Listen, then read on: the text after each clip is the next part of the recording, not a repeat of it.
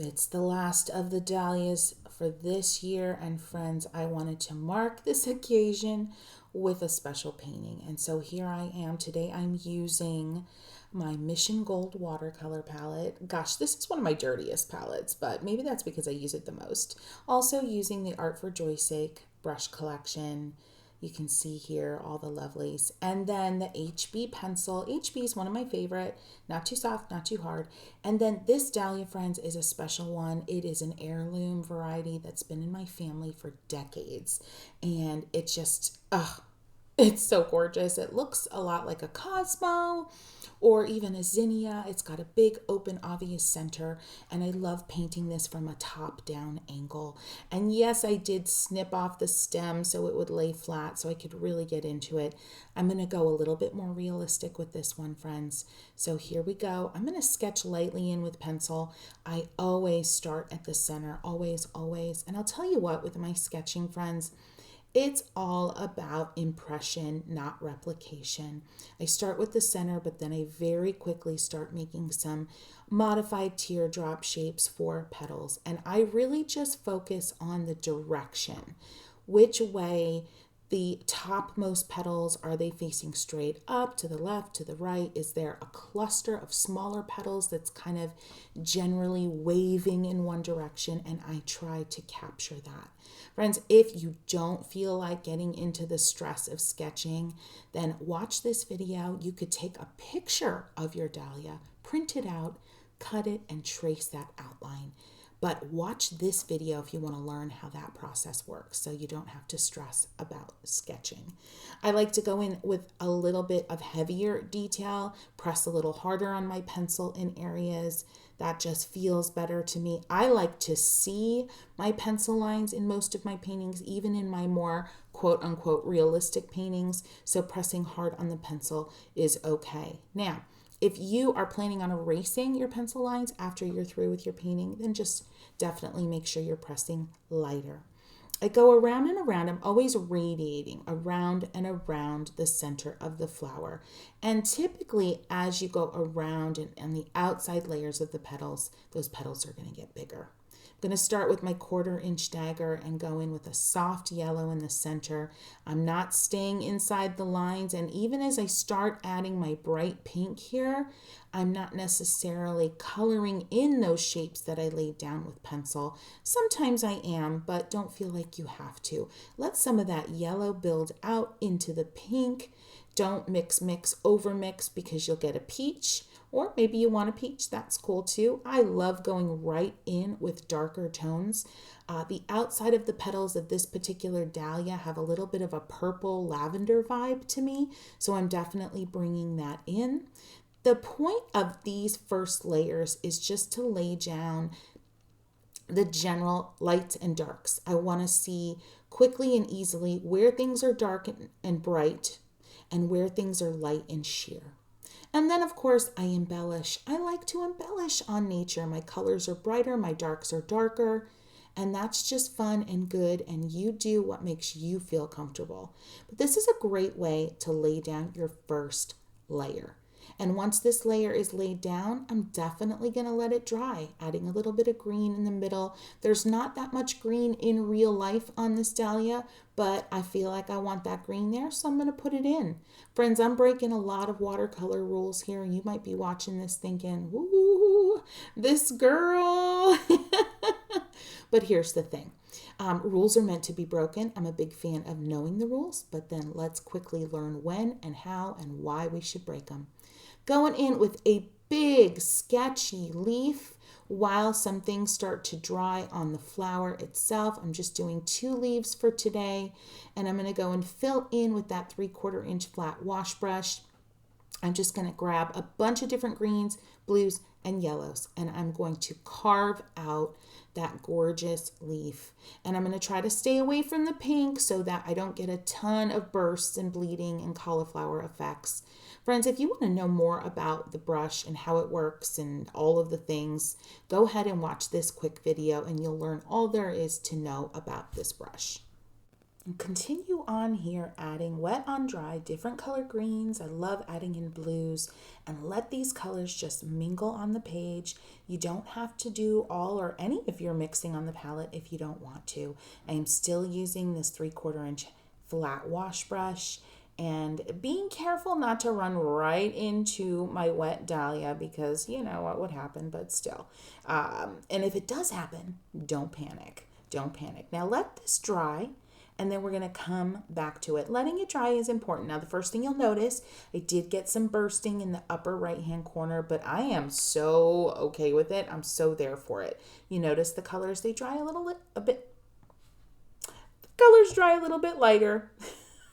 I'm going right in with my number 2 brush, and I'm going to notch out some bright details with an orange around the center. I'm not outlining. I'm just creating little V's, little dots, little marks, really.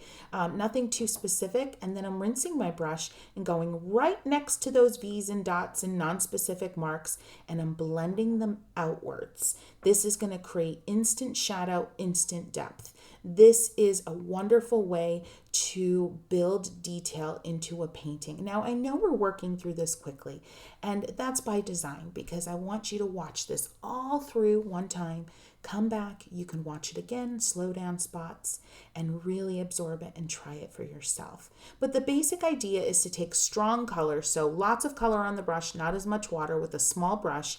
Go in and notch in areas. Where do the petals meet the center of the flower? Notch in a little color there. Where do the petals intersect or overlap? Notch in a little color there, and then rinse that brush, come back with a wet, clean brush, and blend, blend, blend out. And what you will see almost instantly is depth. You will start to understand how those gorgeous petals are laying one on top of another. Some petals will start to recede, and some petals will start to pop forward.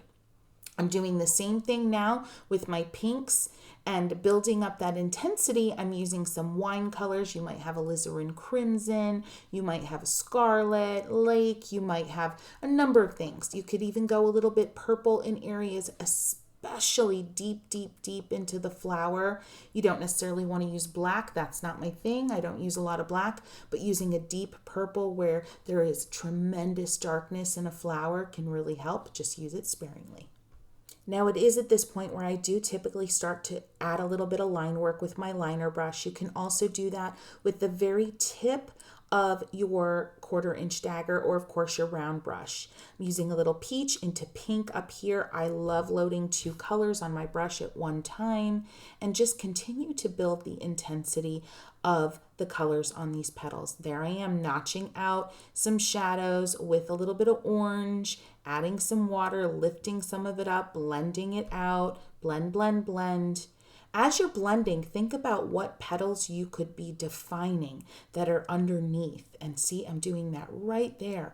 I'm adding some pink and I'm defining that small petal right at the middle, right at the center of the flower. I'm able to define that. Now, one thing I love to do, I don't necessarily always feel the need to define and make every single petal on the flower realistic looking. Now, let's face it, I'm not a super realistic painter, but this particular style is giving a more realistic vibe. But you don't have to add the same level of detail to every bit of the painting for it to be effective. Using a little bit of yellow there, and then immediately pushed back with a clean brush with some water on it. My brush wasn't perfectly clean, but I actually kind of dig it. A little bit of a blue haze there, and I'm totally fine with it. Now I'm going to start going in with the darkest darks of pinks, wines, whatever you've got, use it. If you don't have a pre-mixed wine color, take your red and add a little bit of green. And I'm using the tip of my 1/4 inch dagger with some pressure, following the contour of these petals and giving them some dimension and some detail. All the while, I am still defining the petals around them.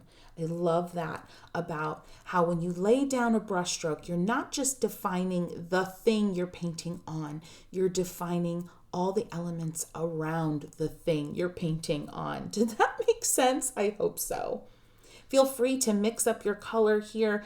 And what I mean by mix it up, you don't have to keep using the same dark pink. You can make some of your dark pinks have a little bit more fluorescent in them, a little orange in them, a little blue in them. So mix it up to keep things interesting.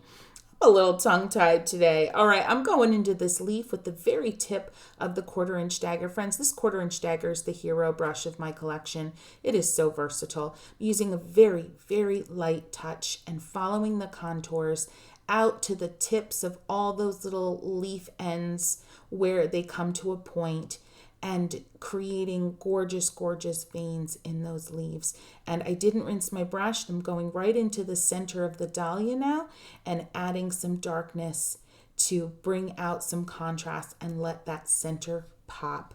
Clean brush now with a little bit of yellow on there. And I say clean brush because I almost always rinse before I add yellow to my brush, because otherwise you're going to dirty up that yellow right quick. And I'm just continuing this practice of adding some intense color, adding line work to continue to define the shapes of these petals.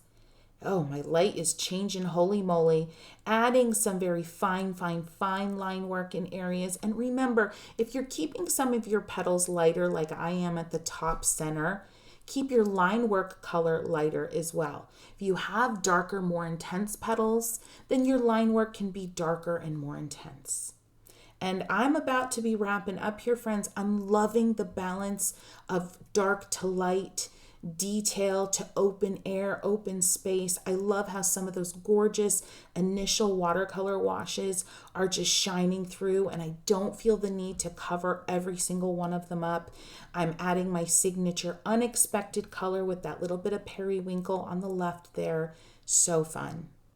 You're going to have moments in every painting where you wish you had stopped just like 30 seconds prior. And I'm having one of those moments, and I like to share the reality of my painting experience with you. I laid down that really cool purple and it really defined that petal there, but I felt the need to zhuzh it, and yeah. But you know what? I move on from it. I washed it out a little bit with clean water, and I'm still okay with it. It didn't break the painting. It didn't break me. Moving on to add some beautiful fine linear detail here. Look at that. Just like a topographical map, follow the contours of your petal. You know, I talk about this topographical map metaphor a lot when it comes to how I apply linear details. And if you think that I should do a little bit more of an in-depth on this technique, these linear details in leaves and petals and landscapes, would you give me a heck yes in comments, and I'll know exactly what you mean. Just type in heck yes, and I will know that I need to get on a more intensive when it comes to linear details. Let me know. And friends, while we're taking a little break here, if you're having a good time and you're loving this tutorial, just give this video a thumbs up. That's a boop. That's what I call it. And subscribe too while you're at it. Why not? So you don't miss a thing. Now back to the crazy screaming reality at hand, in that I just added red linear detail to my leaf. And here's the thing, friends, it's one of my signatures. I love adding unexpected color in the final details. And here's the thing why. Putting that red over the green, it's watercolor, friends. And as it dries, it's going to get more and more sheer, and it's going to kind of pick up some of the green underneath it. So it's not going to be as flaming bold red as when I just laid down the color. It's a really fun technique. It adds some pizzazz, it adds some oomph where you need it, and it's a little crazy and it's a little off-putting when you first try it, but man, when you get into it and you sink into it, it's so beautiful.